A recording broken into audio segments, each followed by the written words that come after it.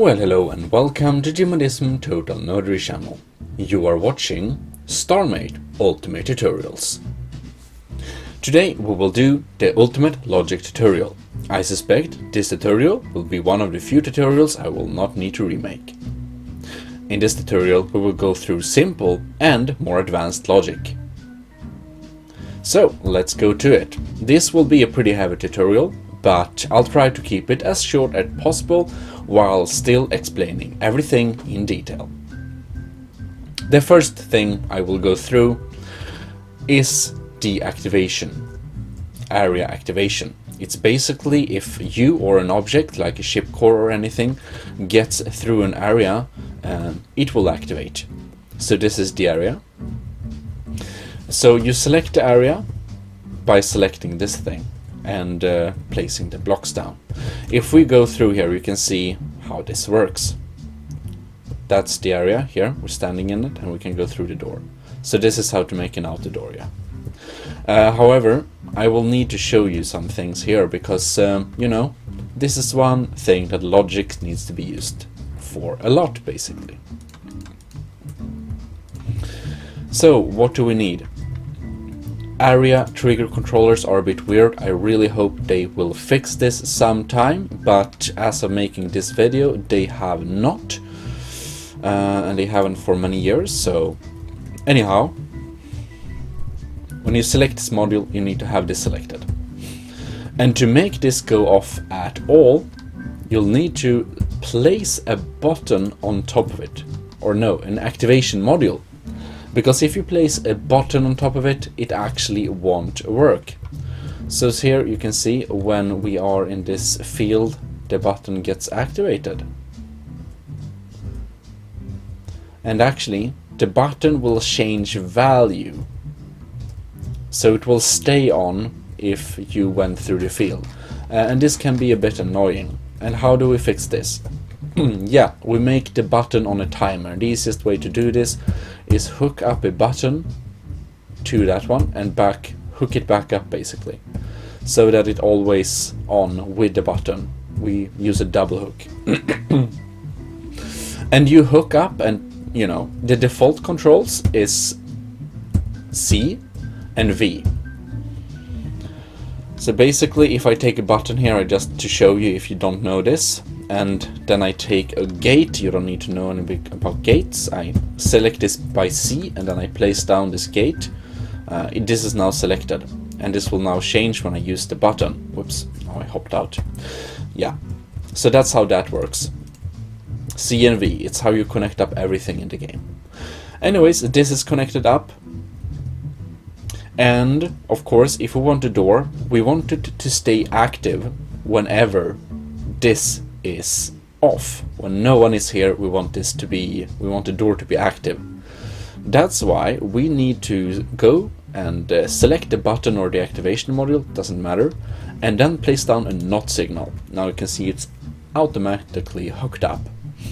But anyways, this will mean that this is active anytime no one is basically in this field. Now, we are jumping a bit straight into the points here, but I will explain it in more detail later. But just for the sake of finishing this off, if you want a door that is activated for a certain amount of time, you know, this one is just activated a little time. So if we make a door here, it will just shut very fast basically. If we want it to be on for a longer time, we will need to make a clock. This we can do by selecting one of these guys, and we will select down one of these. But we want many, we want it to be open for a long time, so we'll use 5 actually. And how to make a clock? Well, select this one, place down. Select this one, place down one more. Select that one, place down one more. And this one. And now we have a delay signal that will go through. So if we just try and activate this, you can see we have some values going through there. And to utilize this, we need an OR gate. The OR gate will notice if anything is active. So we'll just hook up everything, the button, everything, just, you know. if anything of this is active. Then we hook up the OR gate to a NOT signal, and the NOT signal to the door we want, like that.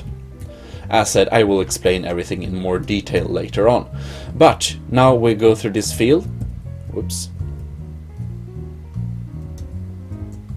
And I did something wrong. Whoops. I did a common mistake that's very easy to make. You see, we hooked up the OR gate to these signals, and that's completely wrong.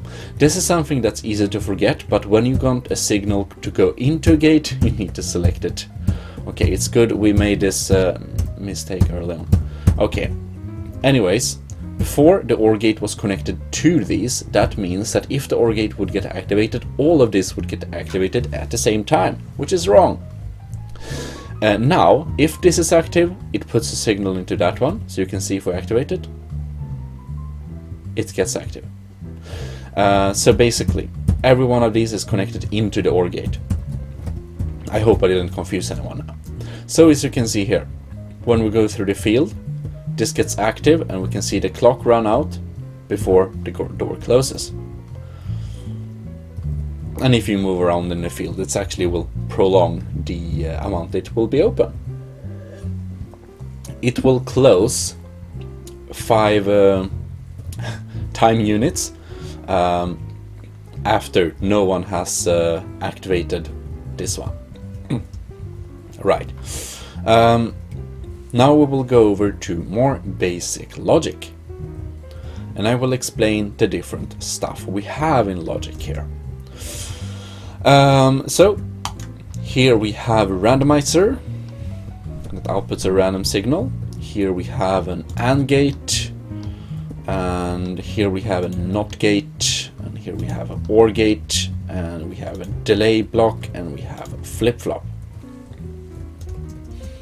If I put a button here, selected by C, and hook it up to this randomizer, it will give a random output.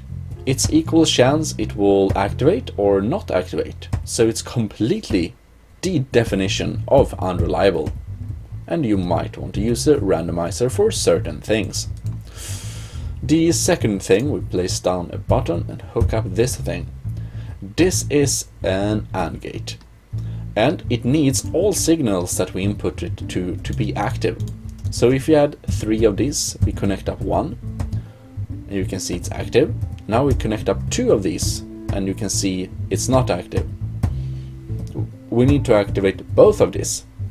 But if we would connect up, 3 buttons, then we'd basically need to activate 1, 2, 3, all of them to make this go active. So that can be really useful for certain types of lock systems, and also stage activations and safety locks, stuff like that. This is the NOT signal. If we hook up anything to it, it will show the negative value. So it's pretty logical. If this is off, this is on. If this is on, this is off. Very basic. Now we go to the OR gate. The OR gate is interesting. It will just activate if any of the signals that are inputted to it. So basically it's like the AND but reverse. So if one of these is active, is one of these is active, is any of this is active, is all of them are active, this is active. This is a very nice friend. This is your good delay. It's a timer. It will be active for a certain amount of time, after it's activated. And as you see before, we can create a clock with many of them. This is a flip-flop. The flip-flop will change value when we send a on signal into it. So it can easily be used with a button, just like this. Well, now we have done the gates, and now I will show you some other nice stuff. We will begin with the delay gate and look more into that. This is a simple clock. Now, why do I have so many connections and buttons? Well, it's a very simple reason, because we need them. This is a simple circular clock. This is connected to this is connected to this, and it's basically just a circle that goes around and forever and ever. This one is connected to all of them. It is a reset button. And this one starts the clock by sending one signal to activate one of these. And when we activate it, it will go around and we have a nice clock, and of course we can connect up lights and stuff directly, you know, from this, and we can have a nice blinking, you know, on certain of them. Pretty easy. However, why do we need this button? Well, if we spam on this button, you know, and input lots of values, and now we stopped it, and now we have two of the values going around. Oh no, and it's chaos and stuff like that, you know. Now I managed to shut it down. What's really impressive. Anyways, it can look like this, and it's like no panic. You click this one and it's just resetted. Anyhow, next up we have a randomizer. The randomizer block will change value every time a value is changed. Now we have connected up everything to everything, so this button is connected to all of them. So if we change it, you can see it changes first one time and then one time again when it gets deactivated. Because you can see like this, if this is a button, it gets turned on and then off, so it changes 2 times. That's why we generally want a flip-flop connected to all of the buttons, so that we can, you know, change them more controllably. A randomizer can be used for lots of things. One thing I really like to use randomizers for is making interesting lights. So basically one would connect up a light to from all single one of these ones, and when we run the randomizer we can get interesting random patterns which can be used for static or just things that look high-tech basically. And how to make this changed? Well, of course we'll need to connect up our clock. You can change the amount we wanted to change, so you know, if we wanted to change from this clock, not every turn, just like this, then we can have a slower change basically like this. If we want full change, well, of course we can connect up all of these buttons. And as you can see, this logic clock is a bit big. You can make a much smaller logic clock.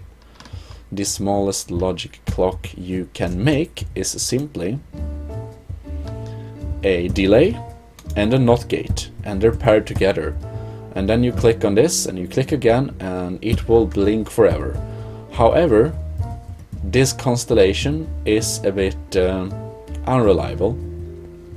It can shut down, and it's really hard to shut off. But this is the smallest clock anyways, if you wanted to know how to make the smallest one.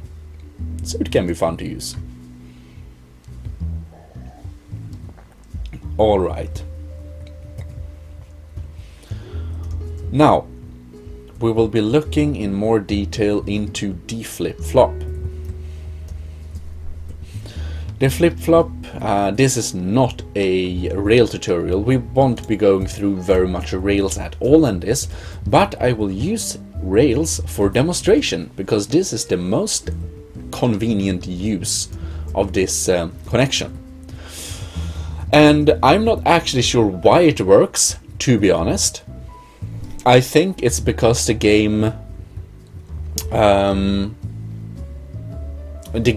kind of, if there is a possible change, it will register change instead of needing an absolute type of change. Okay, that sounds weird, but you don't need to, you know, it works anyways. And as I will show you later, I will show you an alternate setup that definitely will work. Or both works, never mind. You never know, they might update. So here we have something interesting. This is connected to this button, and it's connected to this flip-flop. Actually, this button, we don't actually need this button. I will show you how to make a more compact version. Like this, okay. This button is connected to this flip-flop. This flip-flop is connected to this button. This means that when we click on this button, it will always get activated. But when we click on this button every second time, this will also get activated. And this is something you can use for changing the orientation or type of rail. Here we have, okay, let me just set down a random type of rail. And then I will have the two different rails I want to switch is a rotational rail and a regular rail. Take this button, connect it up to that one. Take this button, connect it up to that one. When we click this button, it will activate it to a regular rail. When we click this button again, it will activate again, but this button is prioritized for some reason. Why it changes?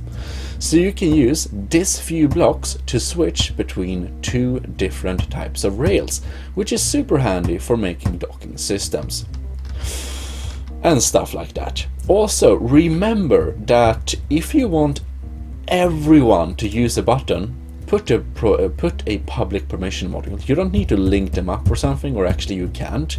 Just have a permission module beside it and everyone can click this button. It's really useful for public things. That's why it's a peon.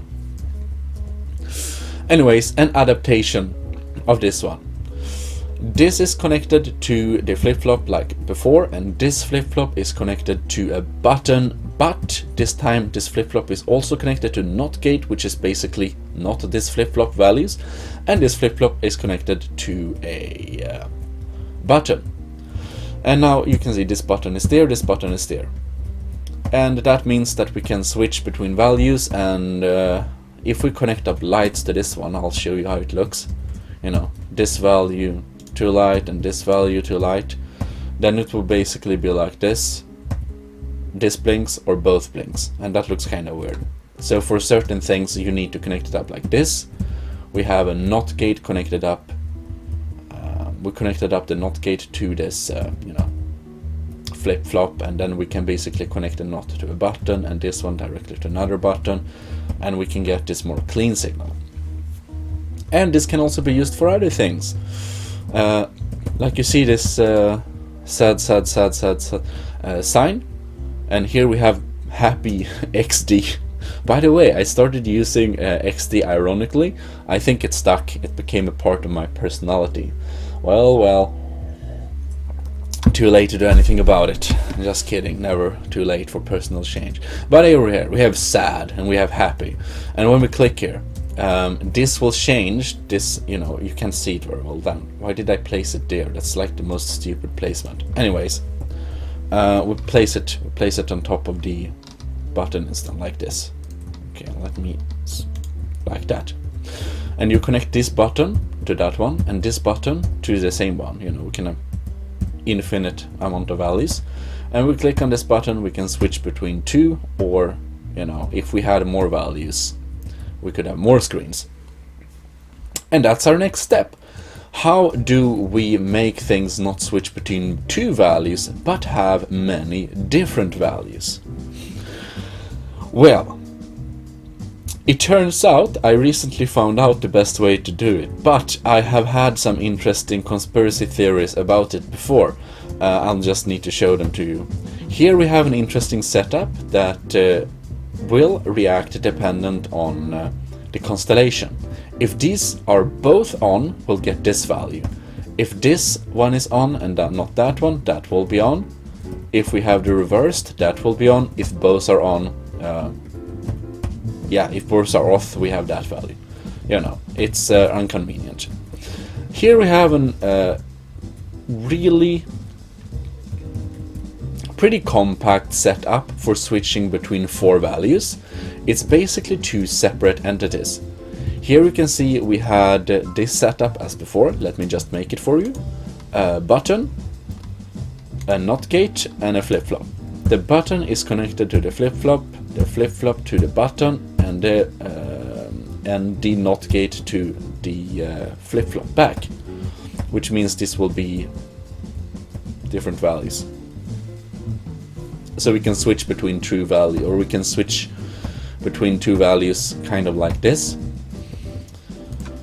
And we have two of such systems, and both of these systems are connected up to a certain activation module, which means that if we click this button, we can switch between load and unload rail like this, and if we click switch between this button, we can switch between you can dock and no one can dock. So that's a pretty nice setup to just use that. And we have these ones, or actually we use those ones, it doesn't matter. But when this is off, you can see this is off, and when this is on, this is on. So these activation modules that happen to be along the rails are also telling us which is on and off. So what you could do is basically place the rail that you're supposed to change to beside it, and it will make more sense. Anyhow, this is just a bad system, don't ask. This one is pretty interesting. It does the same thing. It switches between three values, but it uses delay gates.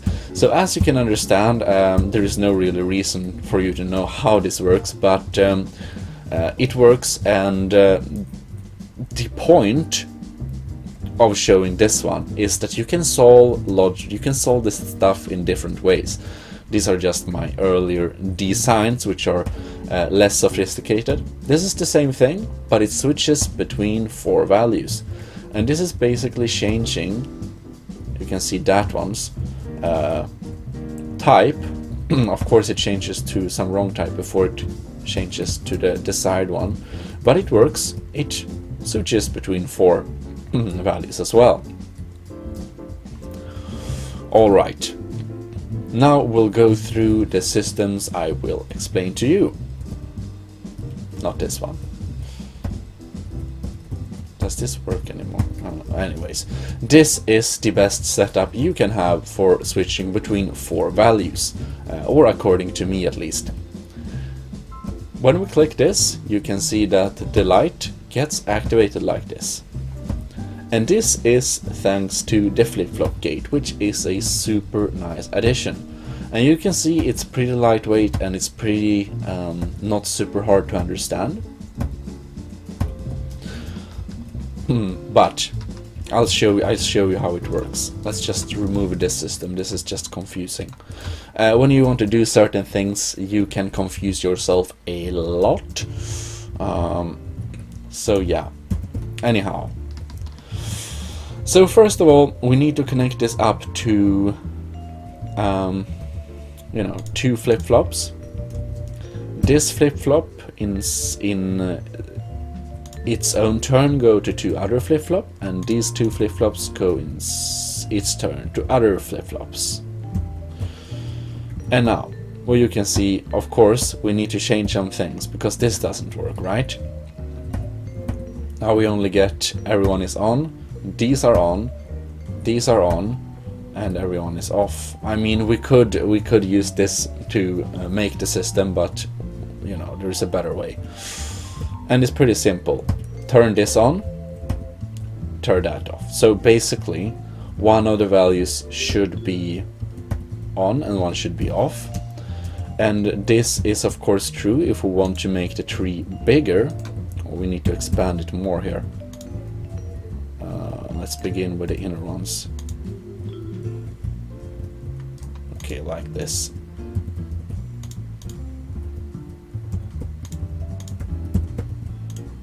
So if we want more values, and of course one needs to be active in each system.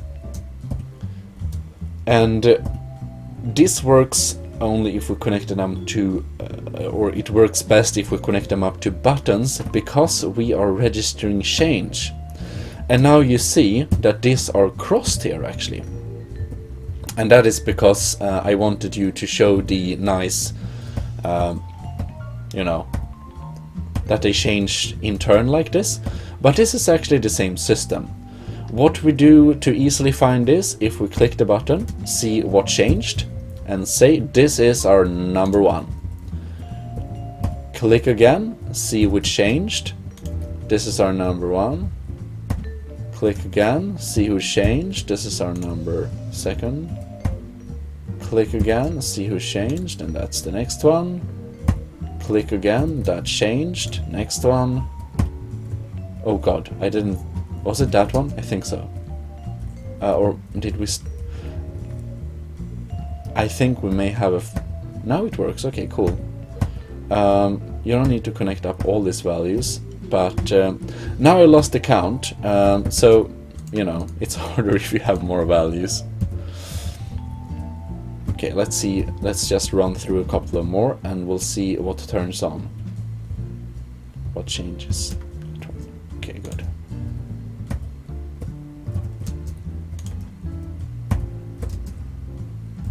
And that actually turns off, so that's, well, that works too though.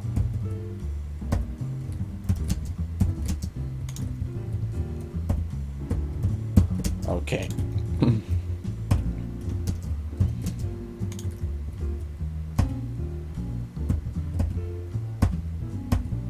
Now we have, let's see here, do we have all the values? We don't. Oh well, you get the point. It's much easier to connect 4 values. I should have shown that instead. You can have as many values as you want. And of course, if you want an uneven number, you will basically just have to take the one that's closest to a value and combine them so that you'll get the desired number. But, you know, I'll just finish this one. So, okay, this one got activated. Okay, that's our first one. That one got activated. Next one. This one is activated. Next one. That one. And then we connect up lights, lights, lights, lights. And, you know, you can make it tedious. We just run through them so that... And of course, if you wanted this to be inverted, that only one light turned off for a while, you will of course have a NOT gate binded to the button. So button to NOT, button to NOT, button to NOT, button, oops, button to NOT, and select up the NOT gate like this, and you can get this okay, random again. I don't know if you want this how should I say, you know, night runner, yes, the cool DeLorean car named Cat, whatever. I can't remember things of famous people and stuff. My weakness. Now let's see here. Is there anything more I should explain to you that's important to know about logic? Switching rails, activation, switching text screens. Of course you can use commands, but that's not really logic, that's more specific stuff. Right, so there is a few more things I definitely want to show you. One thing is to make a simple door lock, and also how to make a code lock, but also an alternate way of how to make this thing that switches between 4 values, because sometimes you can't use this system. Or, you know, it's good to have options. Right. So I'll just select these ones and build this up. We have a button. This button goes to a flip-flop. This flip-flop goes to another flip-flop. And to understand this, it works like this. You see, now both flip-flop are active. And now this is active. And we can use this function, the function of the flip-flop, to basically make it change between different values like this. You see, we can utilize this. And this will basically make us be able to switch it between 4 different values. Now, for the first value, we have an AND gate. this value will be activated when both our dis are active, like this. And of course, if we want a value that's activated when both of these are off, we'll have a little NOT gate beside of them, and we'll connect these NOT gates to, we can just place it here, another AND gate, like this. So when we turn it like this, so, you know, both are off, then this is on. To make it that it's on when either of them are online, we need to do a little smart trick using the AND gates. And you see, when this is on, this is off, or when this flip-flop is on, this is off, which means that the counterpart is of course on. The NOT gate is reverse. So that means we can just place them hovered up like this.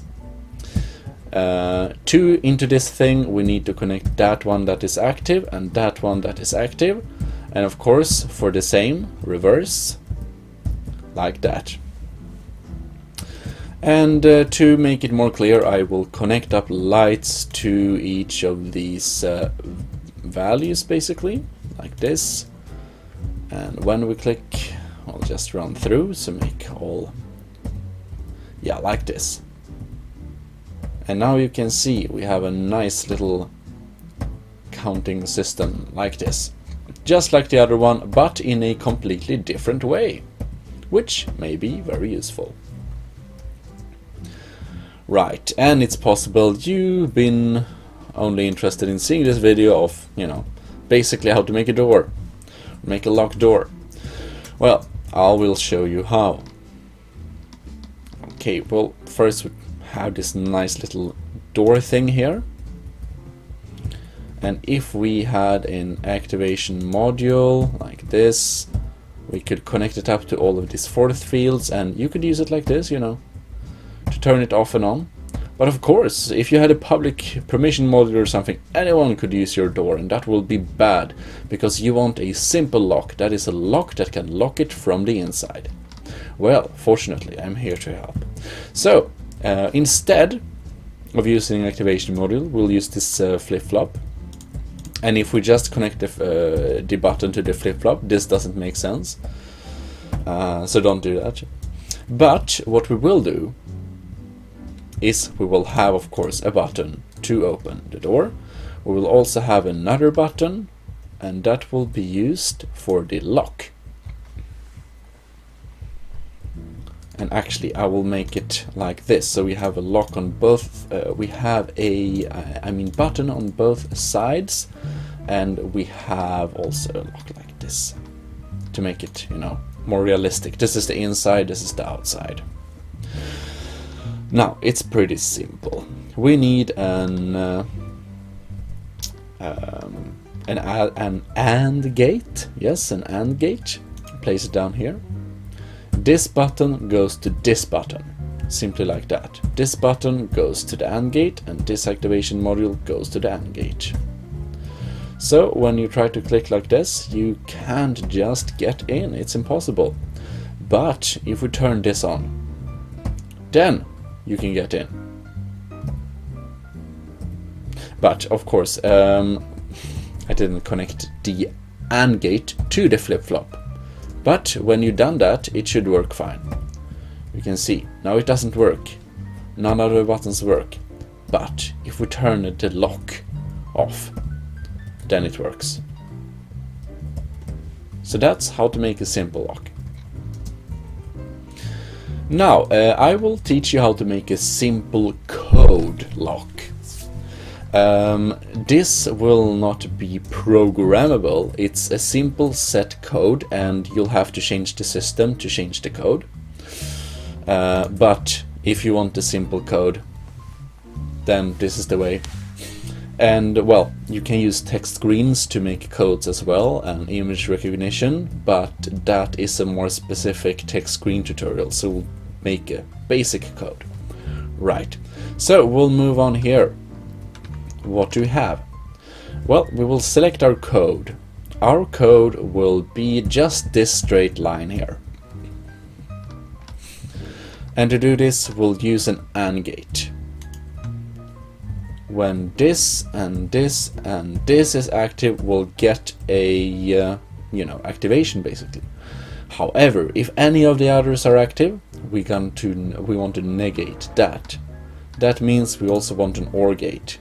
If this or this or this or this or this or this is active, we don't want it working. So we take this one and connect it up to a NOT gate, because we want an active value, or we want a negative value, I mean, if any one of these that should not be on are on. And then we connect it all to a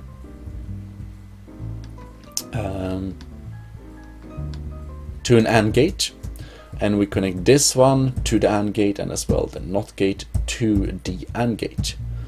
And the AND gate will, in its turn, whoops, that's not good. Okay, right, like this.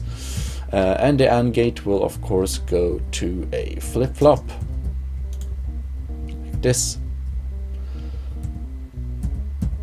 And the flip-flop will go to the door. So if we write something that's wrong, it will not open. However, if we write something that's the right value, it will open. Okay.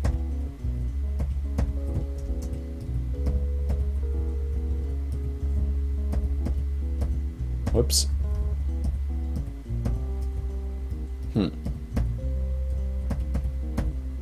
Aha! Open. Fantastic. So if we write the wrong code, you can see it's not working. Not working. Oops, now I jump out of the core.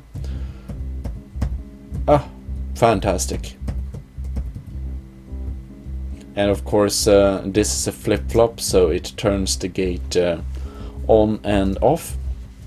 We can connect up this to a timer, so you basically don't have to input the code for changing the door. So basically the code would let the door be open a certain amount of time. And that will do by connecting this to a clock system that will keep running, and then also have reset points. But anyways, I'm sure after this long and hopefully not too painful logic tutorial, you will be able to solve any problem you might have. And of course, if you have any more questions when you have watched this tutorial, or suggestions, you can post them in the comment. I really hope this tutorial will help you understand StarMade Logics. But if you are still not convinced that StarMade Logics are cool, let me show you why it's cool. Yes, I know. It uses an old power system that it's possible, depending on when you watch this video, you haven't even seen or heard about. But this thing, my friends, is cool nevertheless. When I click this button, it will turn and fire the missile to the bottom. Like that. Isn't that pretty amazing? This is why it's cool. Let me just connect up a little extra button here. Oh, now we're hurting our own base. Just to make you see it from the front side. Like this. I mean, if this is not cool, I don't know what is. Also, this is a single heat-seeking missile, so they're pretty dangerous. But I mean, bam! Modern? Oh yeah. This is the future. Oops. Oh god. Anyways. Oh no. Well, that is a very convincing argument to end this tutorial. I really hope you have enjoyed this tutorial and make some cool logic stuff. If you made something extraordinarily cool, you can definitely show it to me and I'll maybe take a look. Anyways, I'll see you around. This is GMODISM Total Nerdery Channel, officially signing out.